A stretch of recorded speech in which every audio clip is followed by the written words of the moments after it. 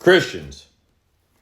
Right here in John chapter 17, verse 15, Christ, still in the midst of his high priestly prayer as it has become known, he prays to his Father and he says, I do not pray that you should take them out of the world, but that you should keep them from the evil one. Jesus prays for his apostles at the time and for all of his people up till right now and until the end of time. And he prays to his Father, not that he would take us out of the world, but that he would keep us from the evil one in this world. Now, there are so many of you, and I'm going to beat this subject.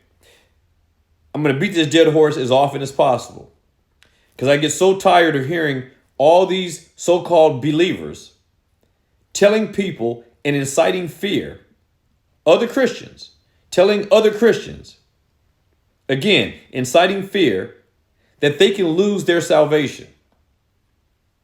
The only way they can lose their salvation is if Christ in his prayer here is if he fails.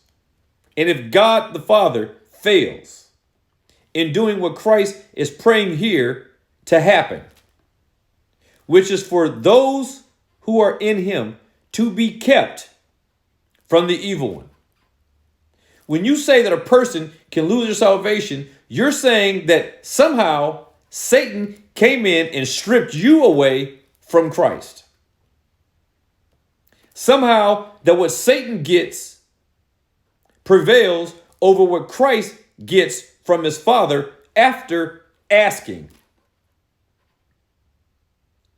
Christ, when on earth, was our mediator, our advocate, and much more so now that he is at the right hand of the throne of the Father on high. You mean to tell me you think that the one, Christ, the Messiah, who came down here to save that which was lost, prays to his Father, like here, and he says, I'm not asking you, Father, to take them out of the world. I'm asking you to keep them from the evil one.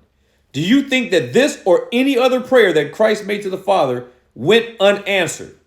Do you think there's anything that Christ could ever ask his Father and not get it? Who could argue our case before the Father better than him? No one. Because as our advocate, as our mediator, he never loses. Never.